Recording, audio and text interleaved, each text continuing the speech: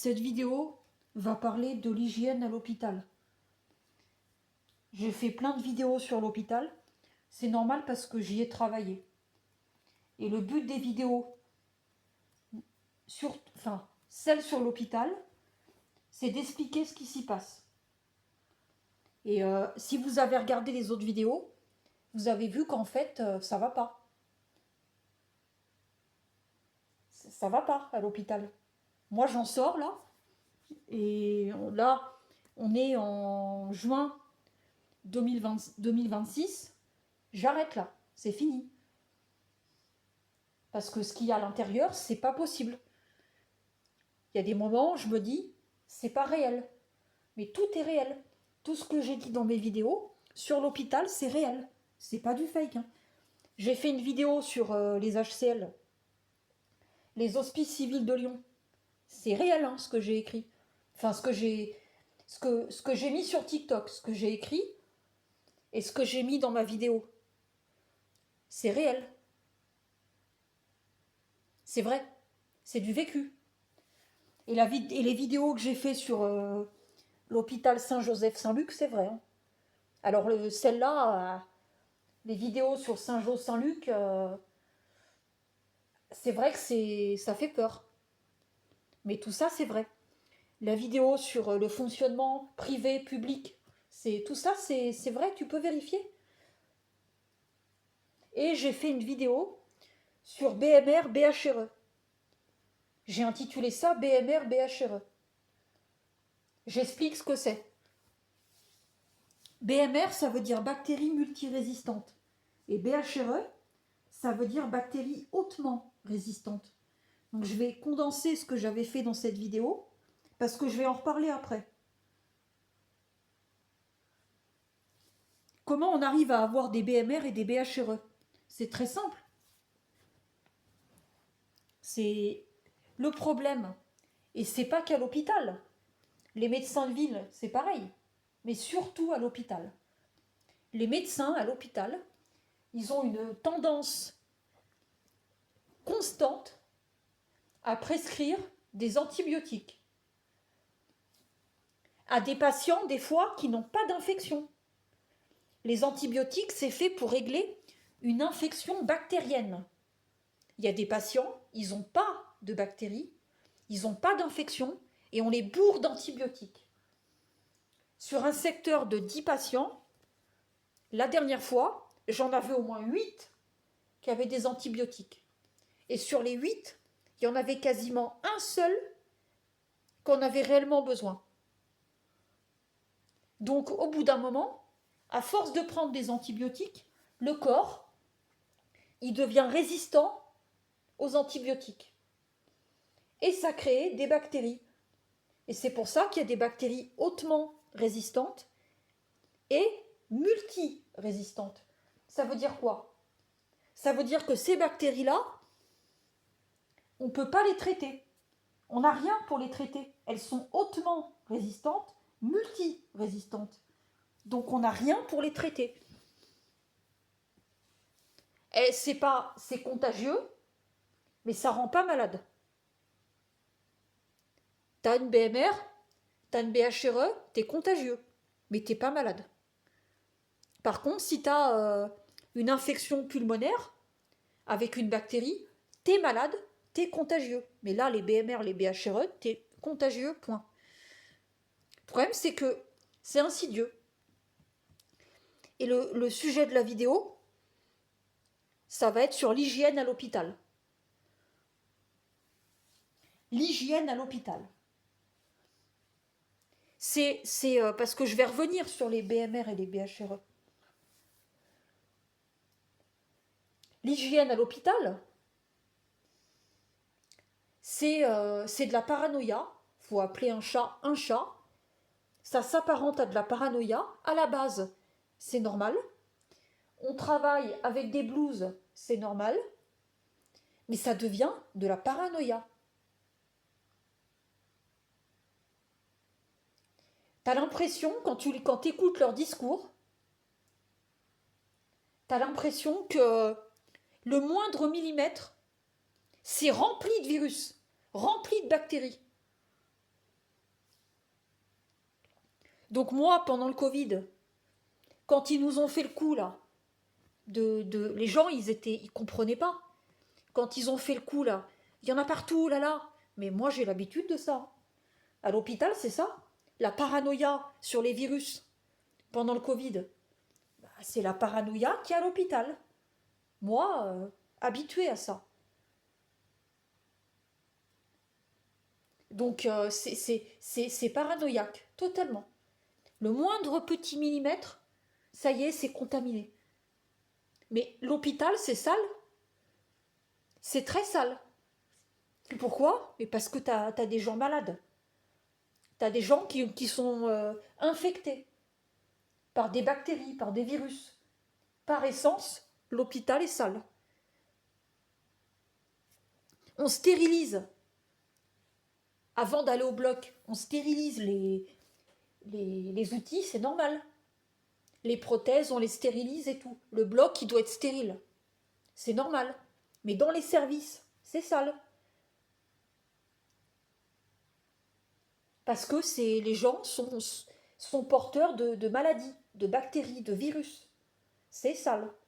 C'est normal. C'est l'hôpital. Et bien, si tu écoutes leur discours, et ben ça devrait même pas exister. Et si tu écoutes leur discours, c'est de notre faute. C'est toujours de la faute des soignants. Sans arrêt, on est personnifié en véhicule à merde. Véhicule à bactéries, véhicule à virus. Mais on ne véhicule pas plus de virus et de bactéries que dehors. Dans le métro, il y en a des virus et des bactéries. Alors tu vas me dire, oui, mais c'est l'hôpital. Mais l'hôpital, c'est sale. Fais des prélèvements, tu verras, c'est sale. Donc, leur paranoïa sur l'hygiène, ça me fait bien marrer. Et là où ça devient... là, je vais prendre du concret. Là où ça devient du foutage de gueule caractérisé, c'est quand tu as un patient, parce que les patients BMR, BHRE, c'est spécial. Le patient, il part. Et normalement, il y a un protocole de nettoyage de la chambre. Avec des jets. C'est des jets qui font chut dans toute la chambre. Pour désinfecter toute la chambre. C'est un protocole. Mais il y a des fois, on ne s'emmerde pas avec ça. Hein. S'emmerde pas. Donc là, la chambre, elle est désinfectée à la one again. Un patient qui part, un patient standard qui part de la chambre, il y a une désinfection standard. La SH, elle fait une désinfection standard. Là, c'est BMR, BHRE. Donc le patient, il faut tout désinfecter. Mais là, non. On n'a pas le temps. On s'en fout. Donc la chambre, elle n'est pas désinfectée correctement. Par rapport à un patient qui est BMR, BHRE. Et derrière, tu as un autre malade. Et l'autre malade, il n'a pas le BMR. Il n'a pas le BHRE. Et en rentrant dans la chambre, il attrape ça. Mais non, ça n'existe pas, ça. Ça n'existe pas. Si tu dis, le patient, il a attrapé une BMR dans la chambre, on va pas te dire, ah bah oui, mais elle a été mal désinfectée. C'est normal. Non, non. On va te dire, c'est ta faute. C'est sans arrêt de ta faute. Donc là, on va te dire que tu t'es pas lavé les mains. Que tu n'as pas mis de gel. On va te donner toujours ces discours qui reviennent sans arrêt, tous les jours. Il a attrapé un BMR, le patient? Ah mais non, c'est pas la chambre qui a été mal désinfectée, alors que si. Pour aller plus vite, des fois, qu'est-ce qu'ils font? Ils désinfectent pas les chambres correctement. Et après, les patients, ceux d'après, ils se chopent des merdes. Sur la santé, je suis pas là pour faire dans la dentelle. Hein. Dans toutes les vidéos que j'ai fait, c'était pas de la dentelle. Moi, j'en ai plus qu'assez. Que personne dise rien. Comment ça se passe dedans? Bah moi, sur YouTube, là, tu vois mes vidéos et j'explique comment ça se passe. Parce que c'est pas normal. Et là, je parle que de l'hygiène. Je ne parle pas du reste. Le reste, c'est dans les autres vidéos. Là, c'est que l'hygiène. Hein. Donc là, tu vois qu'ils ne désinfectent pas les trucs, des fois, correctement, pour aller plus vite. Pour que rapidement, un patient, il aille dans la chambre. Pourquoi? C'est très simple. J'ai fait une vidéo sur la T2A. Parce que les hôpitaux, ils fonctionnent avec la T2A. Donc, à partir d'un certain horaire, il faut automatiquement qu'il y ait un nouveau malade. Parce que ça déclenche un nouveau financement. Donc, pour que ça déclenche un nouveau financement, il faut un nouveau malade. Donc, il faut aller vite. Et donc, il faut bâcler le nettoyage des chambres. Et quand j'étais aux Hospices civils de Lyon, ça, je l'ai vu. Plein de fois. Parce que là-bas, les patients BMR, BHRE, c'est un système. Ah mais sur 12 malades, j'en avais au moins 10 BMR, BHRE. Donc là, tu as 12 patients à charge.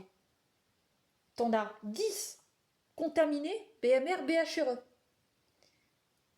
Donc quand c'est ça, tu dois t'habiller. Tu dois mettre des tenues spéciales pour rentrer dans la chambre. Tu dois te déshabiller dans la chambre. Tu crois que ça va servir à quelque chose, mais ça sert à rien. Parce que c'est insidieux. Et là, tu as 10 malades. Contaminés, porteurs. Donc, tu peux faire ce que tu veux. 10 malades, BMR, BHRE. Dans tous les cas, il y en a trop. Tu contamines. C'est obligatoire. Mais non, ça n'existe pas. Ils vont pas te dire, oui, mais bon, il y a 10 malades porteurs, ça fait trop. Il y a un risque énorme de contamination. Ah ben non. Là, ils vont te ressortir le truc que je te dis tout à l'heure, qui est, vous n'êtes pas lavé les mains. Vous n'avez pas mis de gel. Jamais ils vont te dire c'est parce que ça a été mal désinfecté. Jamais ils vont te dire que c'est parce qu'il y en a trop et ça va provoquer des épidémies. Non, non. Tu te laves pas les mains, tu mets pas de gel. Voilà, c'est le discours. On a eu aux Hospices civils de Lyon un patient qui a été mis dans une chambre où la fenêtre ne s'ouvre pas. On appelle ça les fenêtres pompiers. C'est les fenêtres pour que les pompiers ils puissent accéder. Fenêtre pompier. Fenêtre ne s'ouvre pas. Et dedans, on a mis un patient Covid. Dans une fenêtre qui ne s'ouvre pas. Et là, c'est pareil. Hein. Ils se sont pas emmerdés. Hein. La désinfection des chambres.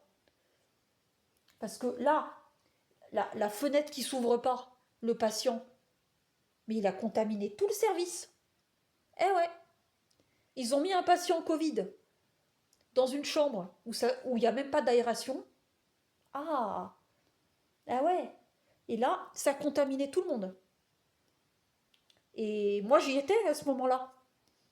Donc là, on avait des tenues spéciales, des masques FFP2 et tout ça. Tout le monde était contaminé. Parce que la contamination par le Covid, à cause de cette connerie-là, ah mais ça a été violent. Ça a pris 3 jours. En 3 jours, tout le monde était contaminé. Même les collègues. Donc ils font n'importe quoi. Voilà. Et donc ils nous mettent la pression sur des choses. C'est fais ce que je dis, pas ce que je fais. Fais ce que je dis, mais surtout pas ce que je fais. On te met la pression pour des trucs. Mais derrière, ils font tout l'inverse. Ils en ont rien à faire de l'hygiène. Hein. Ah non. Hein. Quand ils désinfectent les chambres à la one again, rien à foutre de l'hygiène. Hein. Quand ils ont mis un patient porteur du Covid dans une chambre où ça s'ouvre pas, rien à foutre de l'hygiène. Et quand ils ont mis 10 malades BHRE là, dans un seul secteur, à risque épidémique, rien à foutre de l'hygiène. Hein, ils en ont rien à foutre de l'hygiène. Il faut bien se mettre ça dans le crâne. S'ils en avaient quelque chose à faire, ils ne feraient pas tout ça. Mais c'est jamais de leur faute. C'est toujours de la faute des soignants. Vous ne vous lavez pas bien les mains, vous ne mettez pas de gel, faut pas faire ci, faut pas faire ça. C'est toujours de la faute des soignants, jamais de leur faute. Pour quoi que ce soit, quelques problèmes qu'il y a dans la santé, c'est jamais de leur faute. C'est toujours nous le problème. On va pas assez vite. On ne range pas assez bien. On se lave pas assez les mains. On met pas de gel. La tenue, elle va pas. Il n'y a jamais rien qui va.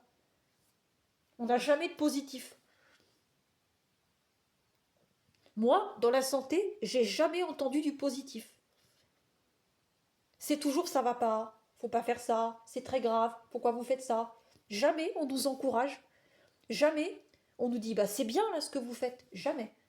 On nous met sans arrêt la pression. On est sans arrêt en train de nous dire fais pas ci, fais pas ça. On nous met toujours des bâtons dans les roues. On nous écoute pas. Quand on dit qu'il y a un problème, on ne règle pas le problème. Donc l'hygiène, c'est de la paranoïa. Sur nous, mais pas sur les malades. Parce que s'ils étaient paranoïaques sur l'hygiène, sur les malades, ils n'auraient jamais fait le patient là, Covid dans la chambre, ils n'auraient jamais mis les 10 malades BHRE dans un seul secteur, ils n'auraient jamais fait ça. S'ils étaient paranoïaques avec l'hygiène, eux. La paranoïa, c'est sur nous qu'on l'a subi. Eux, ils en ont rien à foutre de l'hygiène. Hein. Ils nous demandent de faire des choses, mais eux, ils ne le font pas. Donc, le foutage de gueule à l'hôpital, c'est un mode. C'est un mode qui fonctionne partout. Pour chaque action, pour chaque chose, foutage de gueule. C'est fais ce que je dis, pas ce que je fais. Donc là, c'était juste sur l'hygiène. Et je reviens sur la vidéo sur les BMR, les BHRE. C'est très grave, hein, ça. Je crois que vous vous rendez pas compte, les gars, là. C'est que la bactérie qu'il y a dans le corps, elle s'en va pas comme ça. Hein. Tu peux être porteur pendant des années. On crée des bactéries. L'hôpital, en faisant des prescriptions à tire-larigot d'antibiotiques, il crée des bactéries. Il les crée. Et après, on vient nous faire des leçons de morale sur l'hygiène. C'est du foutage de gueule. Il faut avoir les mains propres, mais partout. Quand tu cuisines, il faut les mains propres. C'est logique. Et bien à l'hôpital, tu as les mains propres. À l'hôpital, tu te laves les mains. À l'hôpital, je me lave sans arrêt les mains. Je fais un truc, je me lave les mains. Correctement. C'est logique. J'ai pas besoin de la carte de santé de Pierre Paul Jacques pour le savoir. C'est normal. Tu rentres chez toi, t'as touché un truc sale, bah tu te laves les mains. Eh ouais. Mais eux non, pour eux, tu comprends pas. Pour eux, t'es con. Tu comprends pas ça. Mais c'est une forme de pression. C'est une forme de pression. Et là, la pression sur l'hygiène, elle est constante. Tous les jours. Et les réunions. Parce que les réunions, ça commence par l'hygiène. Tout de suite. Tout de suite, ils font dans les réunions, c'est l'hygiène. Immédiatement. Et après, ils parlent pour ne rien dire. Après, ils te font miroiter des choses. Toutes les réunions à la santé, là, dans les hôpitaux, hygiène, d'emblée. Et après, c'est des conneries. On te fait miroiter monts et merveilles. Et en fait, il n'y a jamais rien. Ou alors, on te dénigre. C'est la carte de santé qui fait ça. Hygiène, hygiène, hygiène. Après, on te fait miroiter des trucs qui n'existent pas. Et après, on te dénigre. Ah, bah ça, ça va pas. Ça, faut pas le faire. Ça, ceci. Ça, cela. T'es pas encouragé? Il y a quoi qui donne envie? Et qu'est-ce qui donne envie d'aller travailler là-dedans? Je vois pas. Ou plutôt, qu'est-ce qui donne envie de continuer là-dedans? Mais rien. La santé, c'est quoi? Tu te lèves à 5 heures du matin. Au minimum. J'ai des collègues qui se levaient à 4 heures. Hein. Moi, je me levais à 5h30. Tu te lèves à 5h30, t'es pas frais. T'es pas bien. C'est en plein milieu de la nuit. Tu sors dehors, il n'y a personne.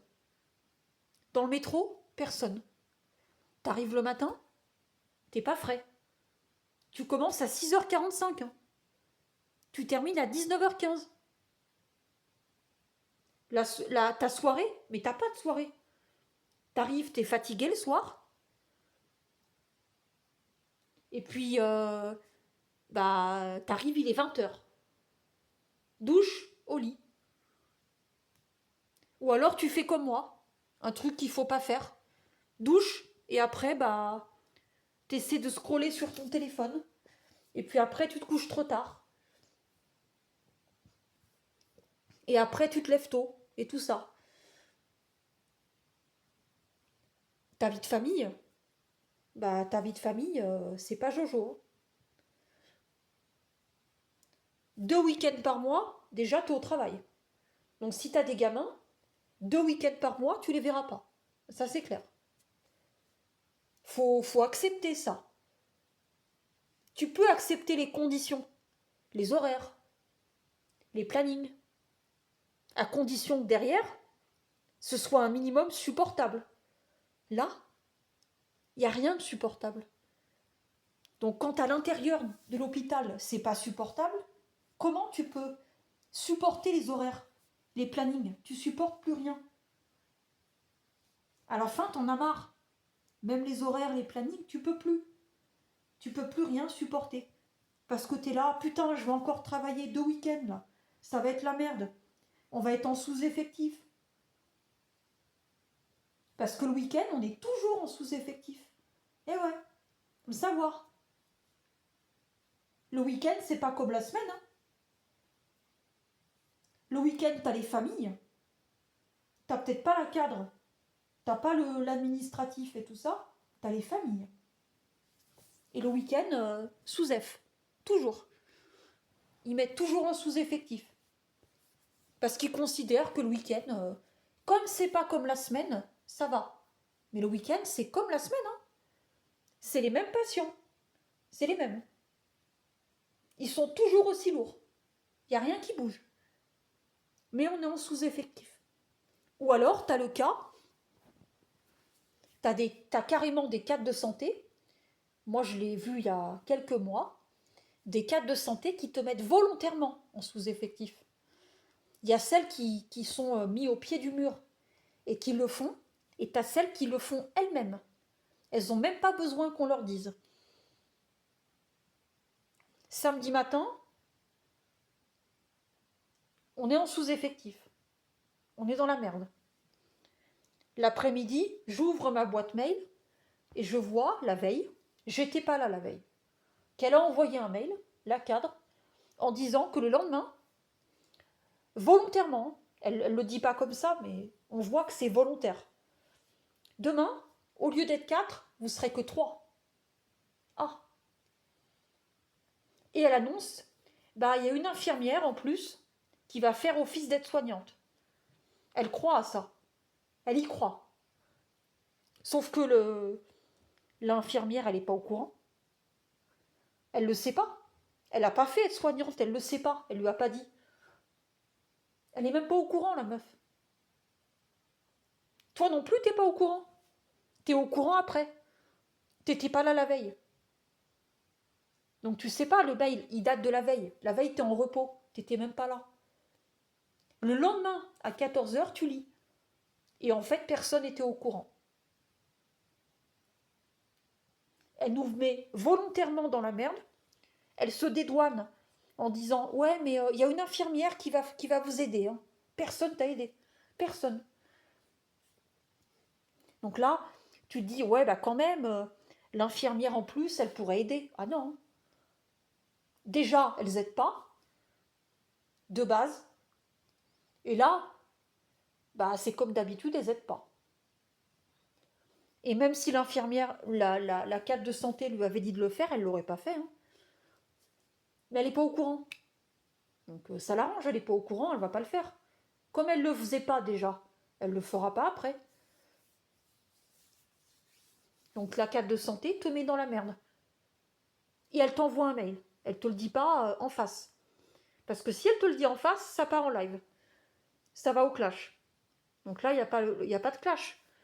Et elle termine par de la manipulation en disant « Mais si vous n'êtes pas d'accord, on pourra en rediscuter. » Ça, c'est manipulateur.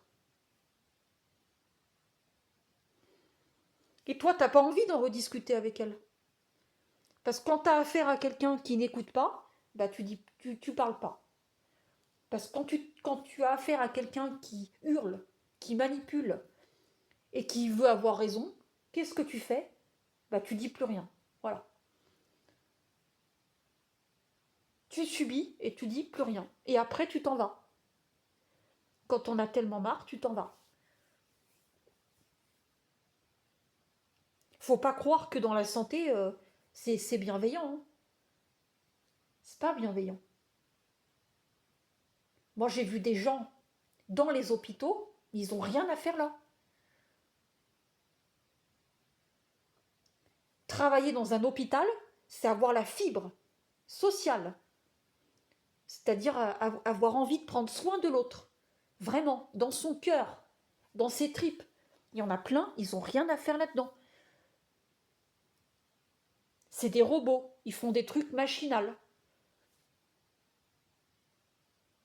Et j'ai remarqué, les cadres de santé, il y en a beaucoup, elles sont méchantes. Dans la corporation des cadres de santé, il y a énormément de femmes méchantes.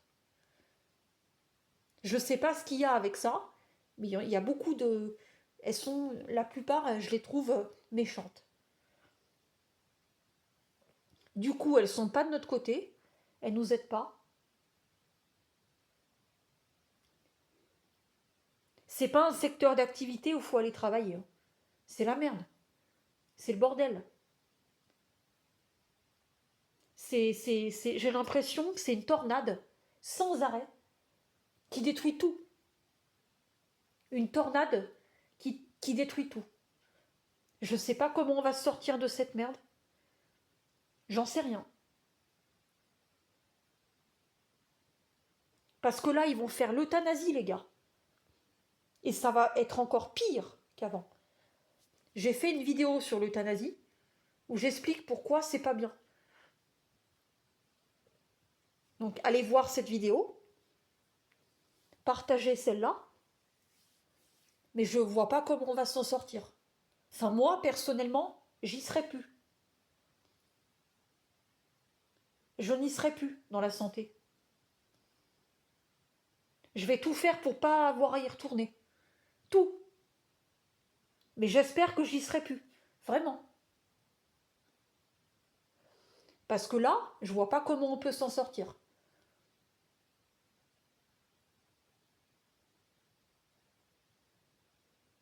Je vois pas. Ça va être de pire en pire. Moi, je vois pas d'amélioration. Partagez cette vidéo. Et puis, je prie pour qu'un jour ça évolue favorablement. Mais malheureusement, c'est pas parti pour ça.